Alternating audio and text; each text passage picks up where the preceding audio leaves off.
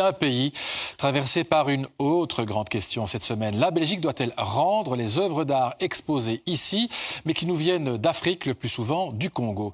Les pour et les contre restitution, donc surtout au Congo, se sont affrontés toute la semaine dans la presse écrite. Vous allez les voir en vrai.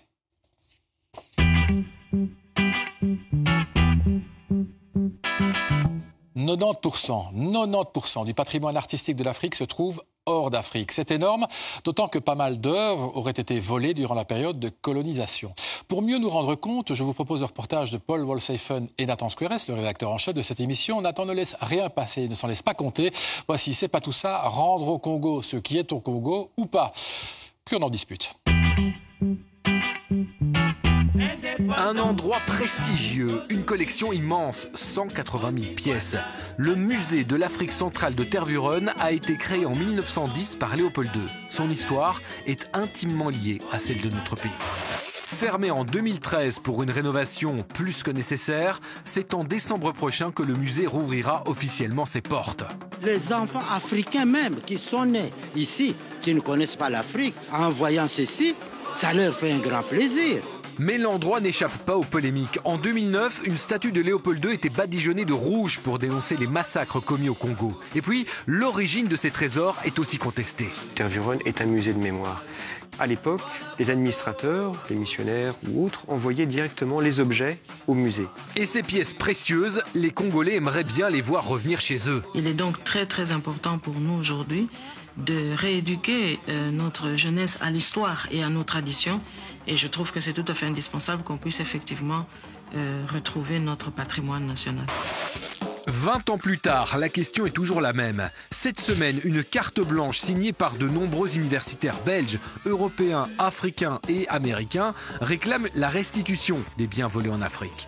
À l'heure actuelle, plus de 90% des œuvres d'art classiques africains sont en dehors de l'Afrique. Cela doit changer, disent-ils. Sont visés aussi le musée africain de Namur, l'ULB et le musée des sciences naturelles de Bruxelles qui détiennent des crânes de chefs congolais. Et c'est pas tout ça, mais que dit la législation internationale? La convention de l'UNESCO de 1970 prévoit la restitution de biens culturels acquis illicitement. Mais la plupart des collections des musées belges remontent à bien plus longtemps et ne sont pas des œuvres officiellement volées. La question est donc avant tout morale, mais aussi économique. Et oui, du côté de ceux qui veulent le retour des pièces en Afrique, j'accueille Mireille Tsui Robert. Bonjour madame, vous êtes la présidente de Banco CRAN, et CRAN veut dire Conseil représentatif des associations noires.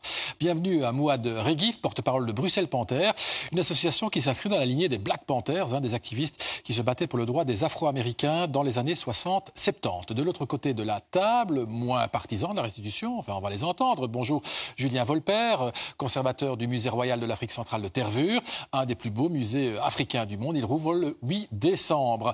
Une rénovation qu'on nous annonce superbe d'ailleurs. Bienvenue Yves Bernard Deby, avocat spécialiste du droit de l'art. Vous êtes avocat à Bruxelles. Christophe Giltet, très en verve sur le sujet, fera résonner sa voix et ça s'entendra. On le disait, 9 trésors de l'art africain sur 10 seraient hors d'Afrique. L'Europe et la Belgique doivent rendre une partie de ces œuvres, Madame Robert? En tout cas, ceux qui ont été acquis lors de massacres coloniaux, parce que je pense que nous sommes une grande nation et que le peuple belge ne veut plus se laisser souiller par ces œuvres qui sont tachées de sang. Et donc aujourd'hui, il est temps de suivre le cours de l'histoire, comme la France l'a fait, comme le Canada le fait depuis 1997, et de restituer une partie. On ne parle pas de vider les musées, on n'en est pas là. Je ne voudrais pas que M. Volper perde son boulot. C'est pas ça qu'il s'agit. C'est quoi la partie en question? Christophe, vous allez intervenir dans une seconde. Oui. C'est quoi? C'est quel pourcentage? Vous avez plus ou moins une idée ou pas du tout? Ce que nous proposons dans cette carte blanche, c'est d'avoir une commission de professionnels et de spécialistes qui travaillent là-dessus et qui peuvent déterminer pièce par pièce si on peut retracer l'histoire et déterminer s'ils doivent être restitués ou pas. J'insiste sur le fait C'est-à-dire que les pièces qui auraient été acquises illicitement devraient être restituées. Mais je dois insister sur quelque chose, c'est que que la restitution, c'est un concept juridique qui ne comprend pas nécessairement le retour physique des œuvres. Par exemple, on peut rendre le titre de propriété des œuvres au Congo tout en les gardant ici. Si le Congo le décide, évidemment. Le Congo décide en les louant. Mais le Congo peut choisir ses partenaires et décider que le musée du Sénégal peut garder leurs œuvres. Excusez-moi de vous interrompre, mais il faudrait quand même, avant toute chose, faire la distinction entre deux choses. Donc, les œuvres d'art, etc., on peut en discuter infiniment.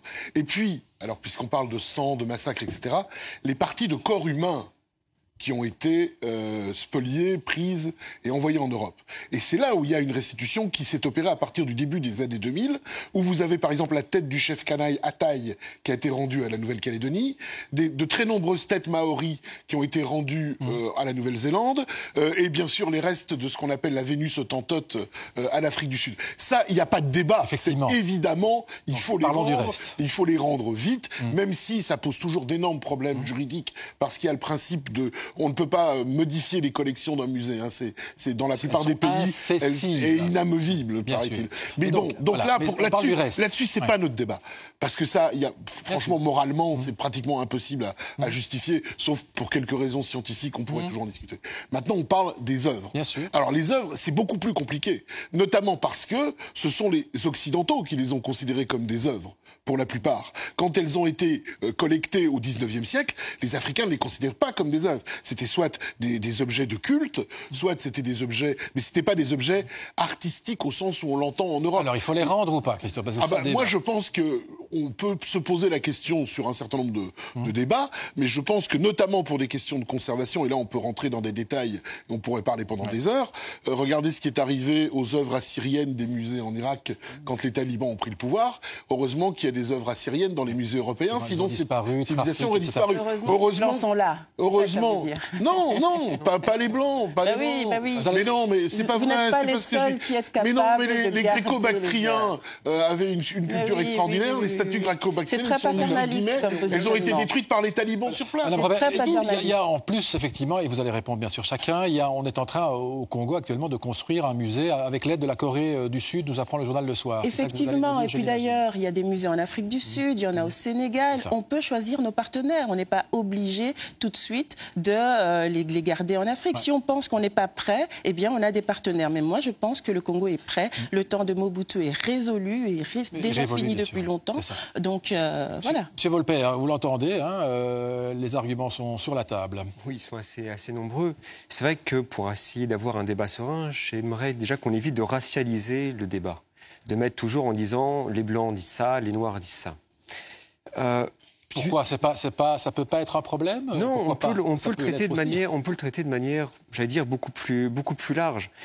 Je suis ici en tant qu'historien de l'art, en tant qu'historien, quand on me parle de la question... Enfin, vous êtes ici aussi comme conservateur, quand madame... Mais à titre personnel, c'est-à-dire que je ne représente pas le musée, je ne suis pas porte-parole du musée de Vous êtes un grand spécialiste de la question, on est tout à fait d'accord avec ça. Mais quand madame dit, il faut effectivement que les œuvres... Il faut qu'on fasse une grande enquête, elle le dit très clairement, chacun va s'exprimer, ne vous inquiétez pas. Et donc, quand on aura effectivement déterminé que telle œuvre a été acquise illicitement, et je crois que vos archives sont très bien faites, attendez, justement, à ce sujet-là, quand nous parlons de la question des enquêtes qui sont menées, j'aimerais d'ailleurs préciser une petite chose, peut-être d'ailleurs, là pour le coup, pour défendre un peu le musée.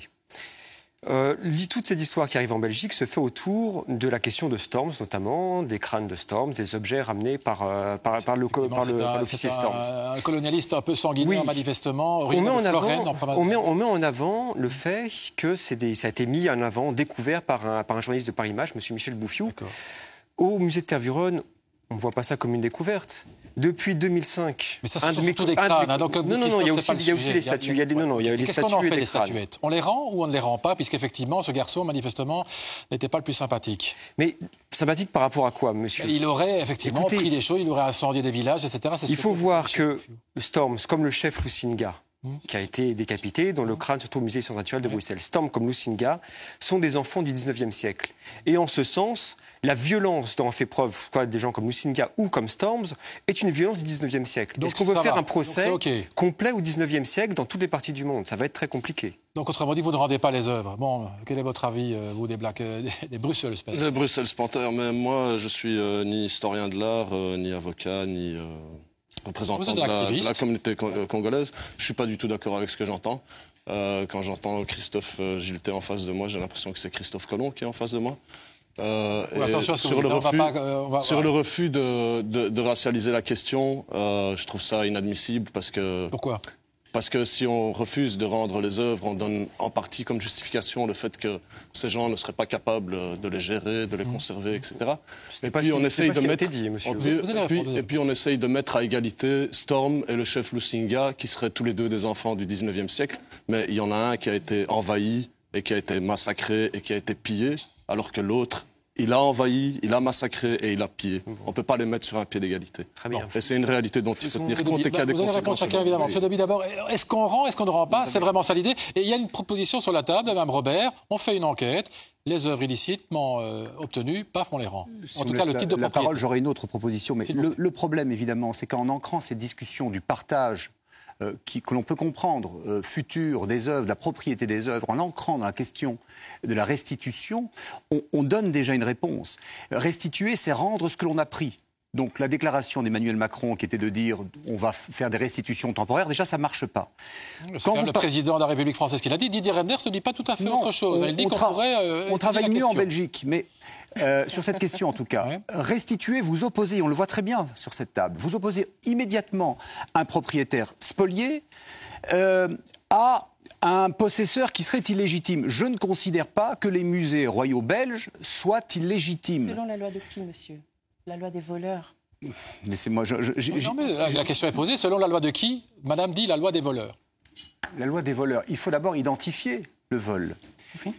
Mais quand on Là, on a a l'histoire, effectivement été prendre des œuvres sans les payer, sans demander l'avis à quiconque. Ces œuvres auraient disparu. Il y avait Oui, mais ça s'est Non, passé. mais même, Oui, vous pardonnez-moi, dites que- mais même sans aller jusque-là, tout ça est vrai, mais le problème, c'est que c'est Oui, un débat tout ça qui est est beaucoup vrai. plus profond En que effet, 3 tout ça est minutes vrai. et juste des petits mots. Cette Le débat, c'est opposition, plus que 3 minutes, vous cette opposition frontale entre ce possesseur illégitime et ce propriétaire spolié, je ne la reconnais pas. Et le problème, c'est qu'on met... Vous ne trouvez pas qu'il y a effectivement quelqu'un qui a pris des Il y a- œuvres, en l'occurrence non. ici le Pardonnez-moi, non, colonisateur il y a- belge, non, à des il gens y qui a- n'auraient pas nécessairement envie de les Monsieur, donner? tous les fondamentaux de la réflexion sont biaisés.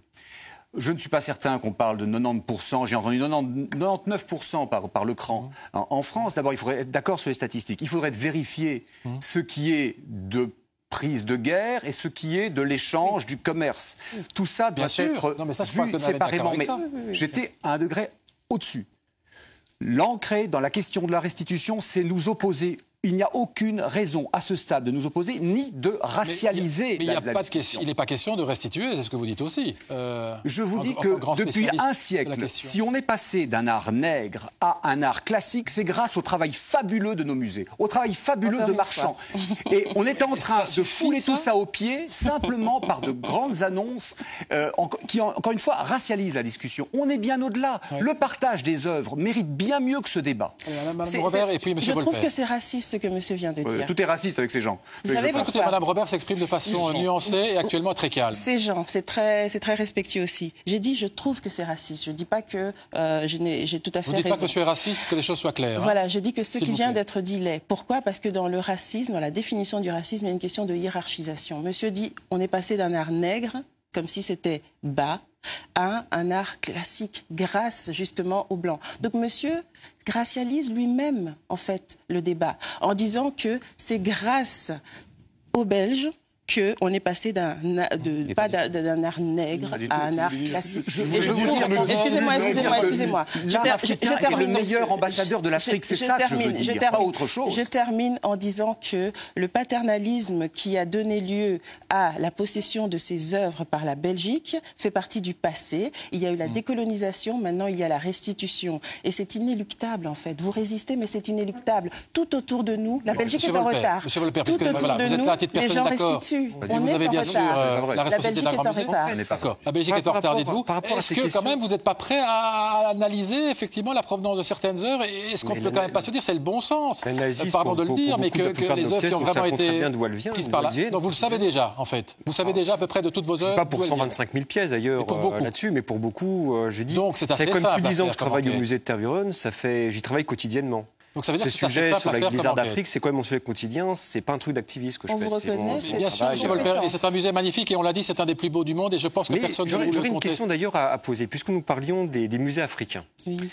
Un pays qui a des musées fantastiques, qui s'est très bien développé, prenons le cas du Cameroun, notamment les Grassfield camerounais. Il y a beaucoup de musées de chefferie qui sont faits, que ce soit à Funban ou à Bafut, par exemple. Est-ce que vous savez que la base de création de ces musées sont ce qu'on appelle les choses du palais? Et les choses du palais, c'est les trésors des chefferies. Or, parmi ces trésors de chefferie, qu'est-ce qu'il y a? Il y a des objets rituels, mais il y a aussi les prises de guerre.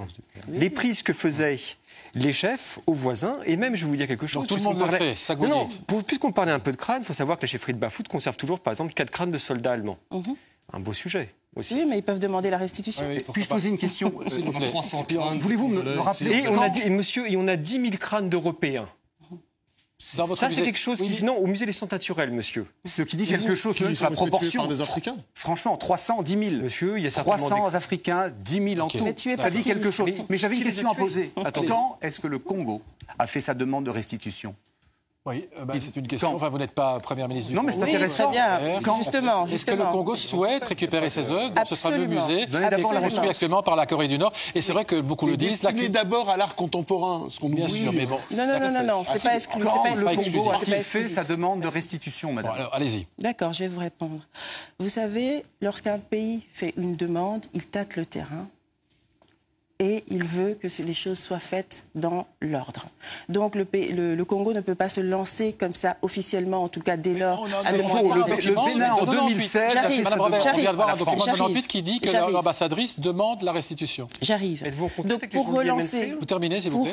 pour relancer la demande de restitution, il faut être dans le dialogue et dans l'apaisement. C'est justement ce dialogue. Si, il y a déjà eu des demandes, mais pour relancer le dialogue, il faut être la demande, il faut être dans le dialogue. Vous savez que nous sommes déjà en contact avec des directeurs de musées au Congo, l'association. Quand vous dites nous, excusez-moi, c'est qui? Terminez, s'il vous plaît.